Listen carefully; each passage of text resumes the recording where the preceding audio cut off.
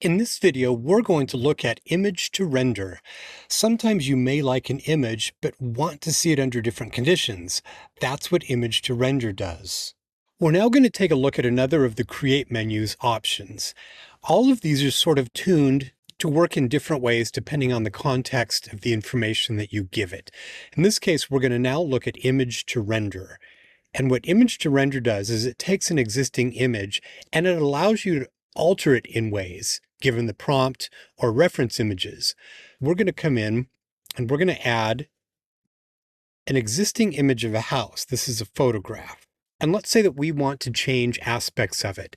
We want to perhaps look at it under summer or winter conditions, or maybe we want to change other aspects of it to see what it looks like under those different conditions. So the first thing that we want to do is adjust a couple of these parameters, color strength and shape strength. We know that we want the shape of the house and the general scene to remain the same. So I'm going to take shape strength and I'm going to make it pretty high. We're going to give it just a little bit of wiggle room, but the important part here is to take color strength and we're going to set it all the way to 0. If you set color strength higher and higher and higher, it's going to have a harder time adhering to a prompt that you give it that would change aspects of the coloration. So we're going to go ahead and take this all the way down to 0 because we're going to be giving this a wintry, snowy appearance. And if you have color strength too high, it'll fight with the other colors, the spring or fall type of colors that we have. Now, a really good way to start a prompt for something like this is to actually let the prompt assistant generate the core sort of description of the scene. And it'll read in the image and it'll give us a description of what that actually is. Charming small traditional cottage, white horizontal wood siding, dark red trim around the windows and door, etc. So we're going to click apply. But what we want to do is now read it until it starts describing the outside scenery. So when we get down to the description, it starts describing the exterior. So I'm going to break this and it says autumn setting with golden leaves and trees, etc. So this is where we want to change things. So I'm going to come in and put in a prompt that I've already written that says wintertime after a major snowstorm, heavy snow covering the yard, trees, and the roof. The snow is bright and glistens and sparkles. So once we've done that, let's go ahead and generate. And there we go. So it's transformed this into this wintry scene, which I think is a lot of fun. But what if perchance we also wanted to change, say, the time of day into a night? We could also do that. So I'm going to change this last part of the prompt where we describe the winter time. And I'm going to say it's late at night during the winter time after a major snowstorm, heavy snow covering the yard and trees, etc. And then we get down to the bottom where I say, warm lights shine through the windows of the house and cast a subtle warm hue on the dark blue night snow. And we're going to generate.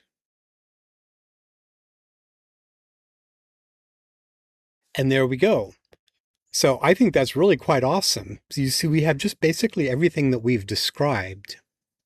Now I want to step back and further help us to understand this color strength, because we set it all the way to 0. And I said you want to do that because we've already got some strong colors here that could interfere with trying to put some of the snow, for instance, in. And let's take a look at what that would be like.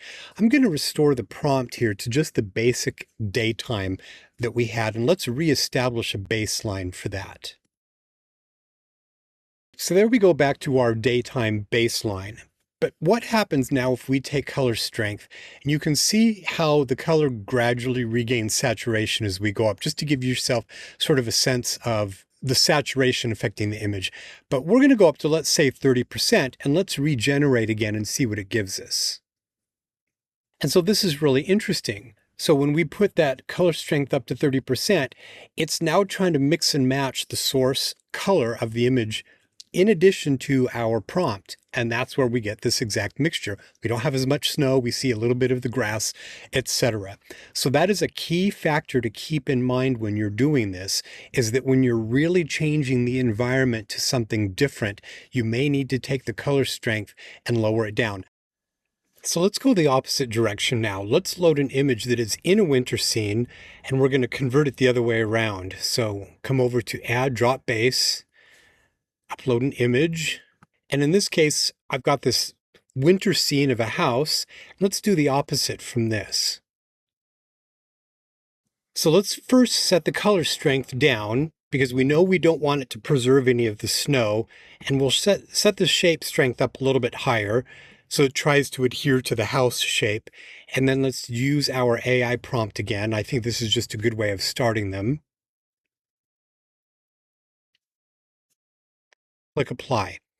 Now we have to kind of read through it. It will tend to kind of describe the house at first and then the scenery later. But I can see right here it says gabled roof, and we want to remove covered in snow.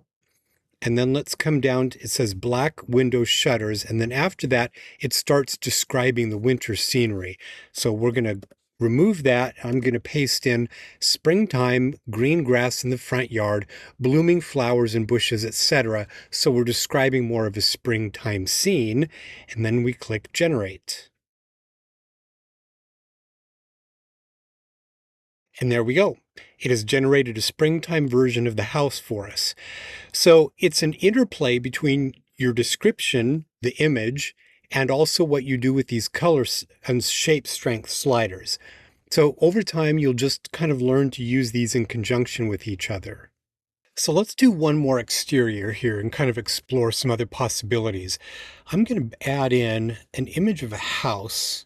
So it's just sort of a traditional looking house, but let's say that you're wanting to explore potentials for maybe painting it or other renovations.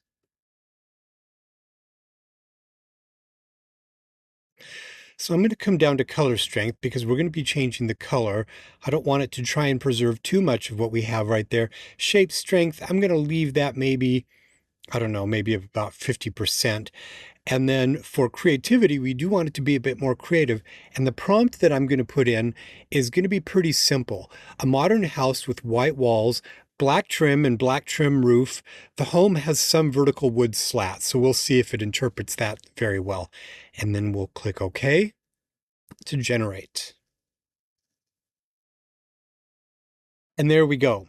So this is a great tool for being able to visualize potential renovations to a house. It's a lot of fun. So let's look at an interior scene now. Let's come over here and drop in a new image, which again is just another photograph that I have. In this case, it's this really sort of gaudy purple color that's here in this kitchen. And I want to change that. I like the kitchen, but I want to change that and visualize some different possibilities. So I'm going to come in and put in a prompt that says glossy yellow kitchen cabinets, gray marble countertops, and white glossy backsplash tiles. And let's see what it does when we just simply change the color. Now here again, we want the color strength to be down to 0. We don't want it to try and maintain any of that color, but we really want it to try and maintain the core shape as much as possible. So this is great. Now we can just see if we like maybe changing this color, but maybe we want to change it to something like more traditional type of wood cabinetry. So let's come in here and put in a different prompt for the cabinets. Let's do this white oak cabinets, matte finish, fine grain, pale honey tones, minimalist Scandinavian design. So let's see what this does for us. And there we go. I really like that. So this kind of shows you how this image to render will allow you to change these very easily to visualize different possibilities. Let's do one more. So in this case, let's come in and let's put in a different prompt where we say rich mahogany cabinets, satin finish, and then just the same as we had before, gray marble countertops and white glossy backsplash tiles. And let's visualize. And there we go. I think that's really nice. I hope you get a sense for what this image to render can do. So let's do one final example. So far, we've been focusing more in the direction of architecture, but let's go in the direction now of like product visualization. So I'm going to upload an image of a shoe. So it's just kind of a basic sports shoe that I found online in one of those public domain image repositories. And the first thing that we want to do is maybe play around with some different color schemes. So knowing that, we want to make sure that our color strength is set to 0. We want to give it full latitude to be able to change the colors, but let's say that we want to maintain the structure of the shoe, and that's where we would take the shape strength and we would increase it. And then we would just give it a prompt. Now, one thing you could do again is to come over and use as a starting point the prompt assistant, and it would analyze the image. And you could customize this. So once you get that done, then you would make changes to it to suit what you need. In this case, I've made a few changes to the colors so that we could visualize that. And then we click Generate. There we go. So it's given us just a different visual based on the color prompts that we gave it. But let's say that we want to change it even a little bit more, and we'd maybe like to try and change a couple of the colors, but would also like the background not to be this stark white, but maybe more of a black photographic studio type of lighting. So we would come in and we would make some of the changes that we would want. Modern sporty style studio lighting, black reflective background and ground. And then we would generate again and see what it gives us. And there we go. So it's really changed that background. But what if we again wanted to change the colors? And let's say that we wanted to go more of an earth tone for them. So let's put in a new prompt. So in this case, I said athletic sneakers, side view, earth tone color scheme with burnt red, a dark cobalt blue, and just a couple of those color changes. And we're going to keep the black background because I like it, and we'll generate. And there we go. So you can just see how I was able to change that and alter the appearance, just by putting in a few different prompts here in image to render. You could certainly do multiple generations of this to kind of hone in on the specific one you wanted. So for instance, if we do one more, let's see what one more would give us. There you go. So just one more variation to work with. So I hope you found this to be a useful tutorial.